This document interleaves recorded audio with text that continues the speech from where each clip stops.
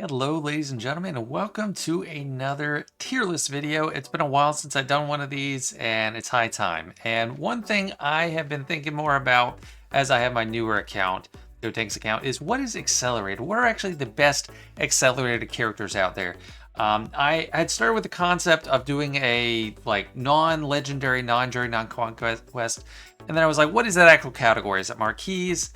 So I just landed with accelerated characters. There are several characters that aren't Journey Guide characters or Conquest characters that aren't accelerated, like Darth Vader and General Grievous. So they do not qualify on this list. But the rest that remains, anything that you can farm 2 shards at a time or 10 in a shipment, that is on this list.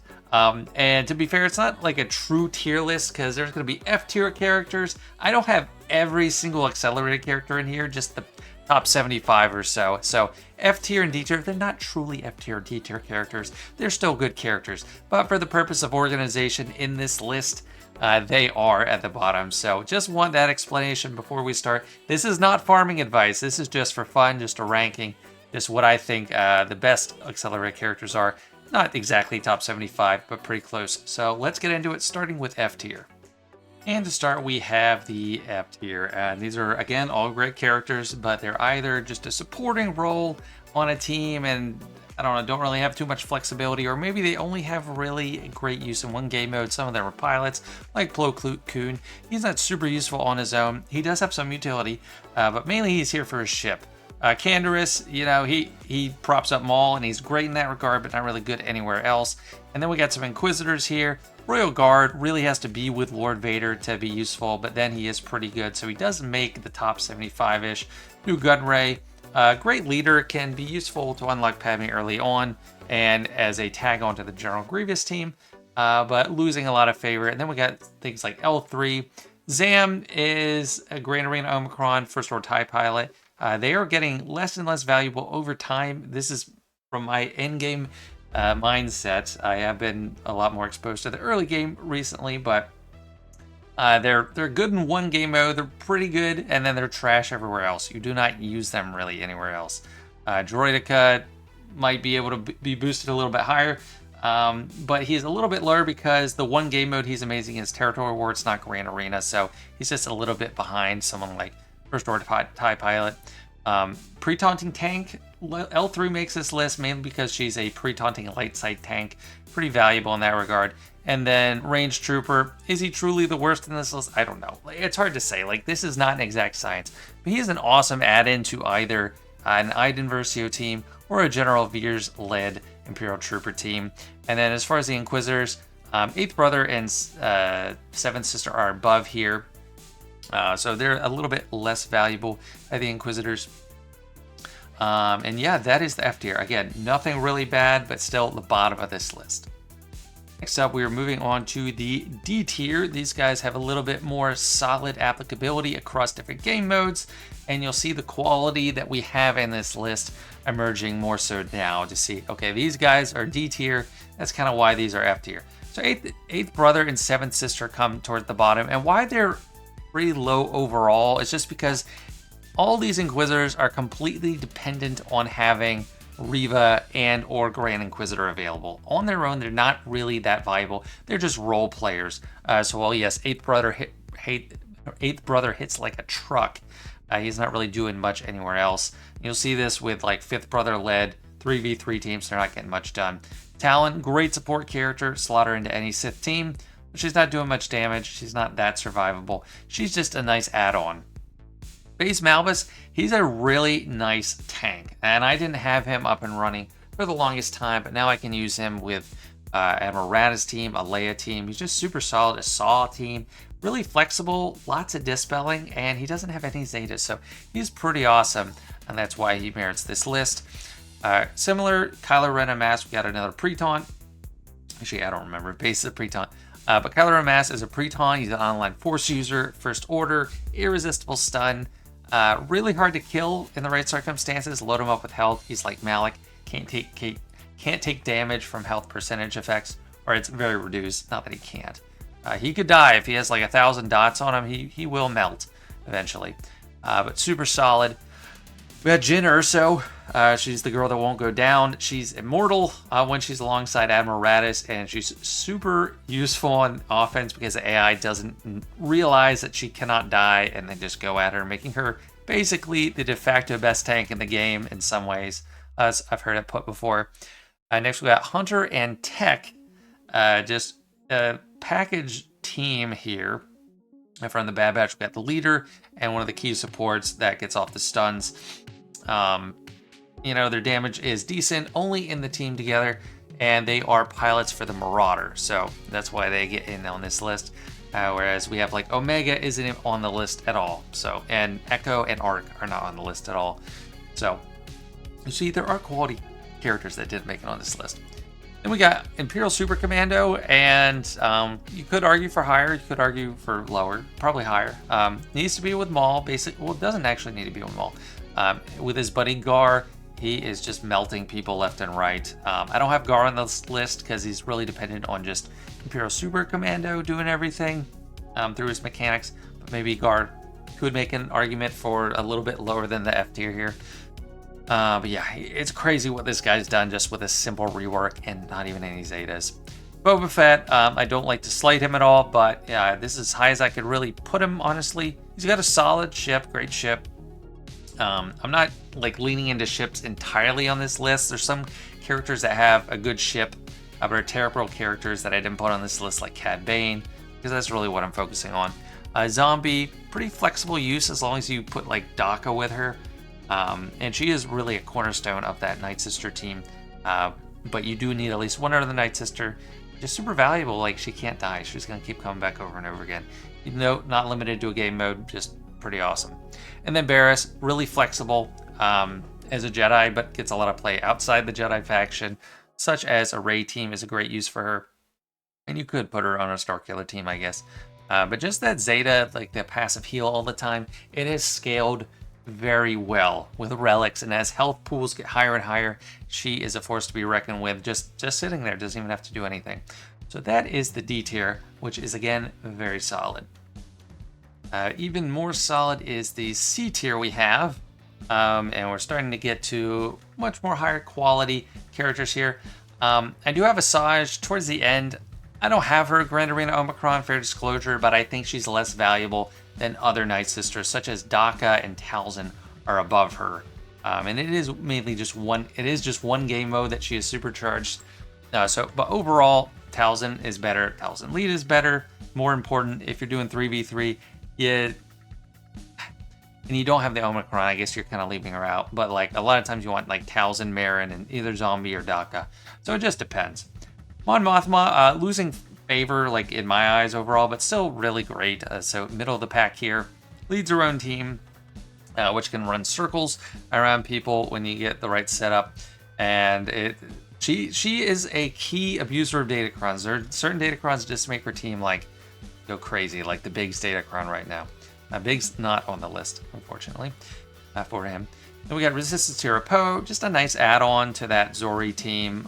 He adds a lot of extra damage you don't really realize, but when he's inspired, he's giving out a lot of extra damage to the whole team.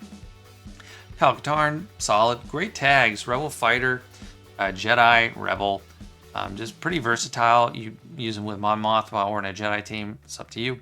Wrecker, I put him a little bit higher than Tech and Hunter because he does have some utility just as a Galactic Republic tank. You could slot him with a JMK team, and he does have some good value there. That's mainly what bumped him up, but he's not too much higher than them. B2, great all-around viability, not just on the General Grievous team, but with an Afra team, super valuable, and you can pretty much throw him anywhere. If you just need a mass dispel and buff immunity, he can get it done. He doesn't have to be with anyone in particular. But some of his teammates, like B1, did not make the list. So Droid, if you think Droidic is low, he did beat B1. So Talzin, I already talked about her a little bit. So Marauder hits crazy hard, especially under a Darth Revan lead, but is super hard to kill, and he's got an amazing ship. His ship is a cornerstone in the best fleet in the game right now, so he deserves to be in at least mid-C tier. Probably could argue higher, but I think that's a good spot for him. Skiff, maybe he's a little high, but he does great damage, and he's super valuable on that Jabba team in any game mode, TB, TW. Grand Arena. I think he's one of the core 4 that you never take off. I've seen him take it off before, but I think that is personally a mistake. Or personally, I think that's a mistake. And he does have a TW Omicron that can lift him a bit. Armorer, just a lifter unit. I mean, Watt is not an accelerated character, so he's not anywhere to be seen. But Armorer just can put her anywhere. I mean, and she doesn't even have to, she doesn't even fit on that like new bow team, so she really stays as a lifter most of the time for Sith Eternal Emperor or Supreme Leader Kylo Ren, just making a great character even better. But that bumped her up. That was enough to bump her up for this. And then Sith Fighter, it's mainly because of his chops on the ground. He has a good ship too, but his chops on the ground get him pretty high up. Having Sith Tag and First Order Tag, he just does tons of damage. Can really punish you if you do the wrong thing, or especially if you're on offense, someone dies, he's gonna go off, get angry. Really valuable in territory battle as well, especially on Dathomir, where you just need lots of damage eventually. And if people are dying and coming back, he is quite a character. Sortie, solid droid leader. I don't use her as much anymore, but like she's really hard to kill. It's kind of like Houndstooth, but on land, where you just need something to get rid of the protection up, or you'll never get through, basically. And good damage, just really solid leader. And General Veers, the leader of the Imperial Trooper team that can run circles around anyone if you get the right setup. And that is our C tier. And as we start to approach the cream of the crop, we are at B tier. Just really strong characters all around here. Most of them in multiple game modes and possibly potentially on multiple teams. Qui-Gon's kind of an exception. He's only good in Grand Arena, but he is very good. So I thought he merited it up here. And I think his Omicron is much more usable than, say, Zam Wessel or First Star TIE Pilot, and it's going to have a lot of play for a long time. Keller Beck may put him out of business once he gets accelerated, and maybe no one cares about Qui-Gon anymore, but that's a while off because Keller Beck requires Kyrutex. Then Daka, the highest rank, well, second highest ranking Night Sister. She's very plug and play. Put her with Daka, put her with Zombie, and you can pair her up with a lot of different characters like Supreme Leader Kylo or Sith Eternal Emperor, and maybe get something done that you didn't think you could. Just with abusing that revive mechanic. Finn, really fast, great on the Zori team, gets it going, offers tons of counterattacks. Then Ahsoka Fulcrum, like if you don't have her, you don't realize how much damage she's doing, either under like a Seer lead. I use her sometimes with Rey in territory battle. She's just hitting like a truck. So that's where she's snuck on this. And also is a solo monster in TW, let's not forget that.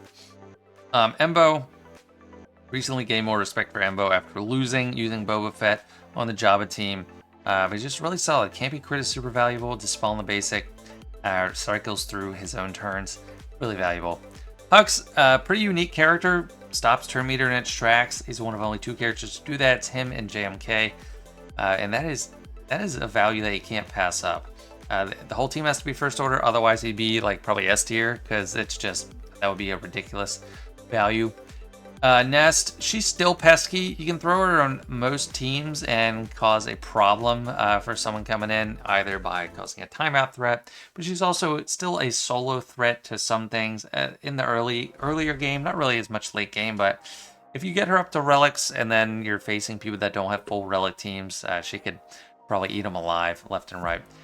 Next we got 3PO and Chewie, and he's the only like CLS team member on here because he's the only one that's accelerated. Everyone else is a legendary or like a raid character or something.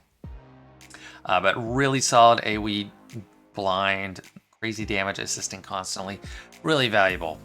I'll talk about 5s and Rex together. I mean, pillars on the 501st team with gas.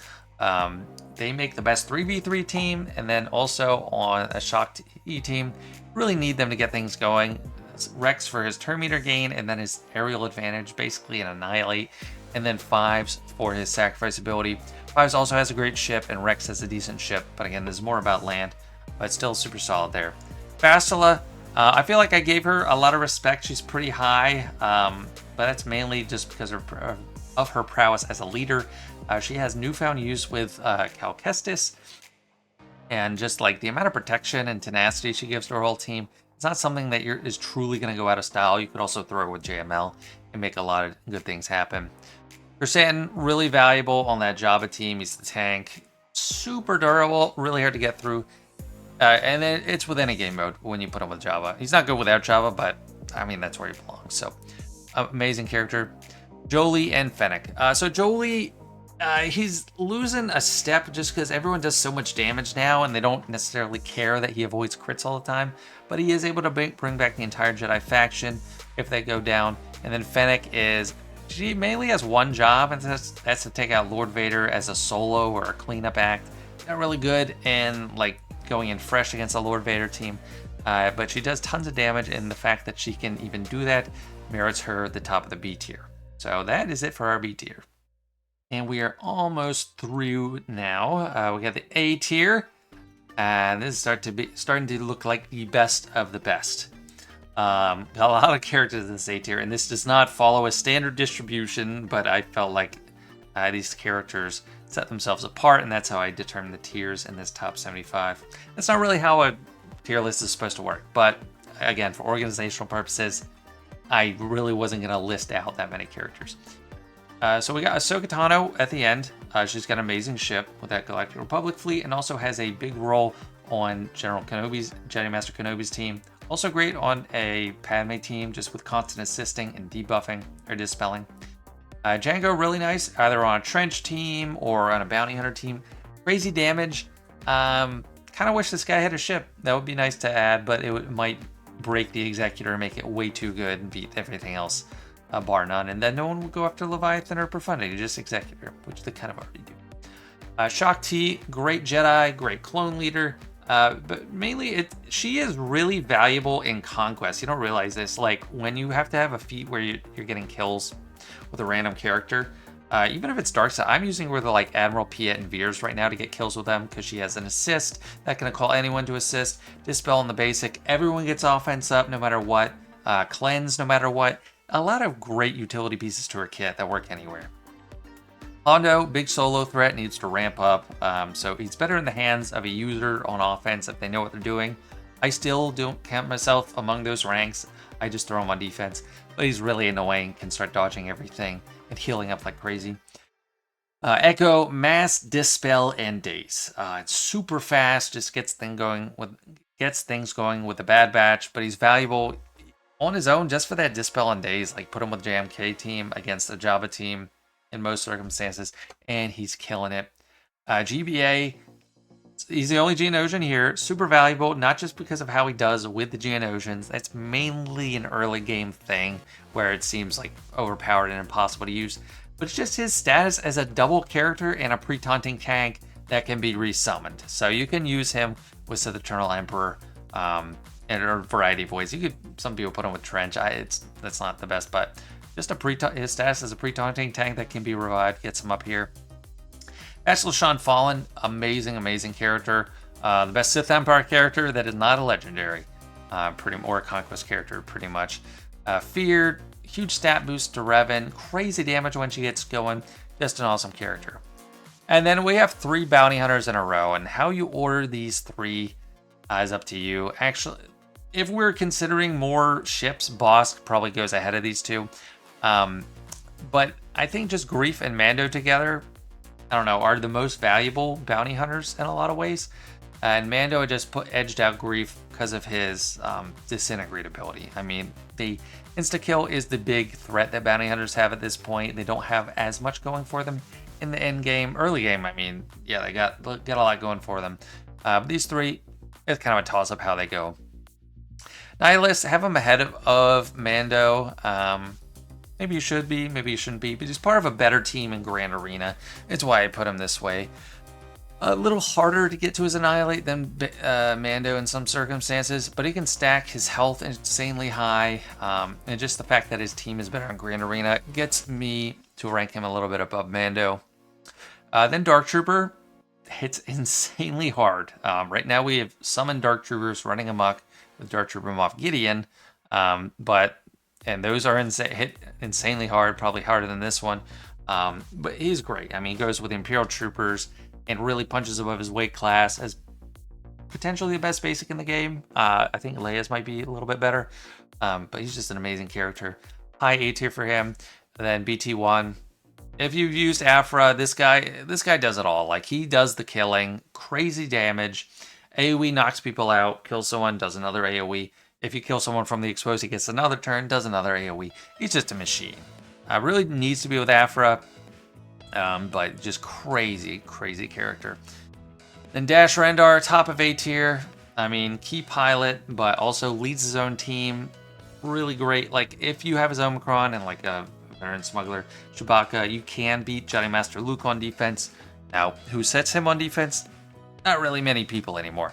But he hits really hard, just really solid. AoE, daze, triple debuff, irresistible, unavoidable, crazy damage. So he's an awesome character. That is it for A tier, and now we come to the S tier. I've ran out of room at the top, so moving myself to the bottom, but here they are, our S tier accelerated characters, with Mara Jade and Zori all the way at the top, and Anakin just making it into the S tier. So let's talk about them, starting with Anakin. Anakin, he's lost kind of a step in 5v5, or like the LAN game, but he's mainly with Qui-Gon now, or he could be with Keller and Beck if people have him. I still think he's amazing with a Padme team. Hits really hard, but really it's his ship that does set him apart too.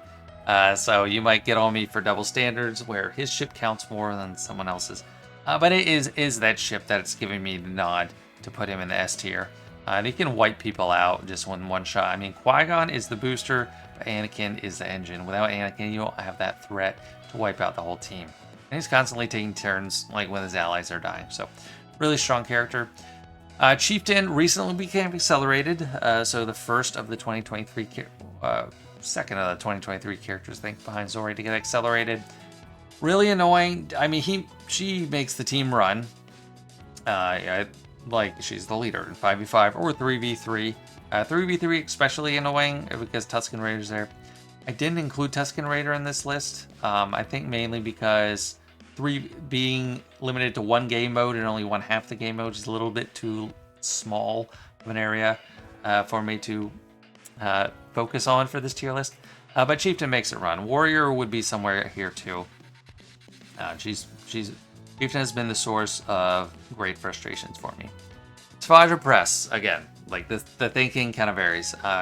He is only good in Grand Arena. I mean, he can do some stuff. Like I've used him in TW with Sith Eternal Emperor just when I need Sith there, and he does kind of hit pretty hard still. But it's just how valuable he is in Grand Arena. Can be a solo threat on his own, kind of like Wampa. Wampa not accelerated. But he also fits on Sith teams. So you put him with the Traya team, and he's just a monster. Put him with Darth Revan team. So he's really flexible in that regard. So that's why I put him up high. Moff Gideon gets a boost because of his future self, Dark Trooper Moff Gideon, because he's amazing on that team. And the Kid Mate team, I mean, he's got so much going for him. Demoralized is crazy good debuff. He gets it just for breathing. Everyone's damage is nerfed severely. So he's definitely S tier.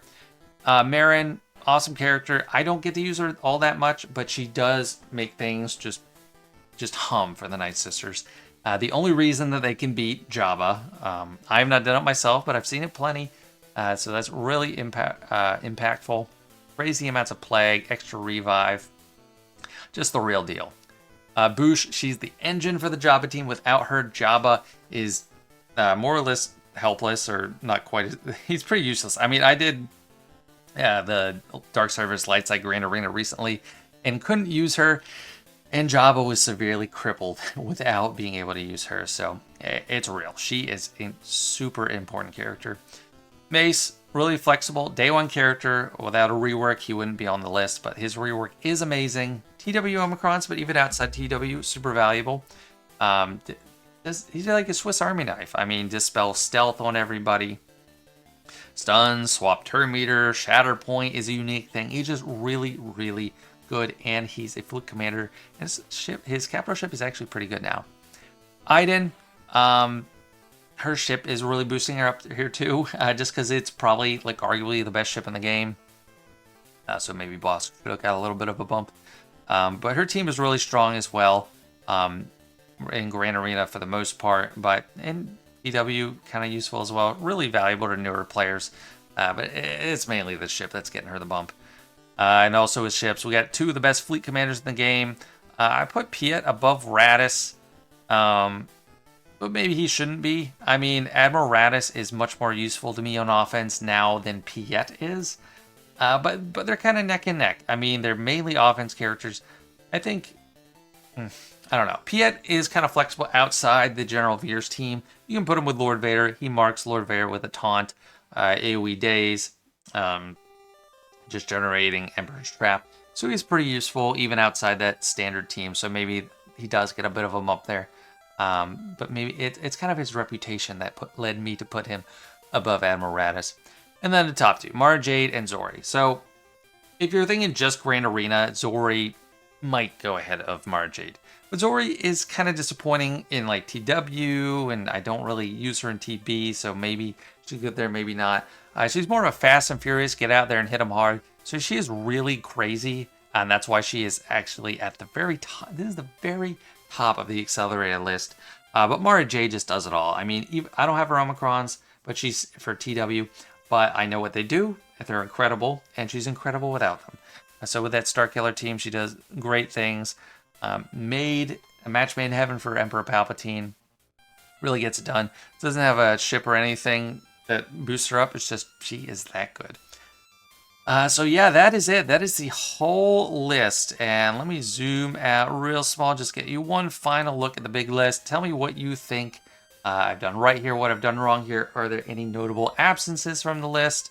I feel pretty good about it. I mean, no one's going to agree entirely. And like you can make an argument where I'm like, okay, yeah, I should have switched that around. It's just hard to do. But I felt like this was a fun concept, best accelerated characters. I hope you did as well. Share your thoughts in the comments. And thanks so much, guys, for watching. Really appreciate it. I'll see you guys later.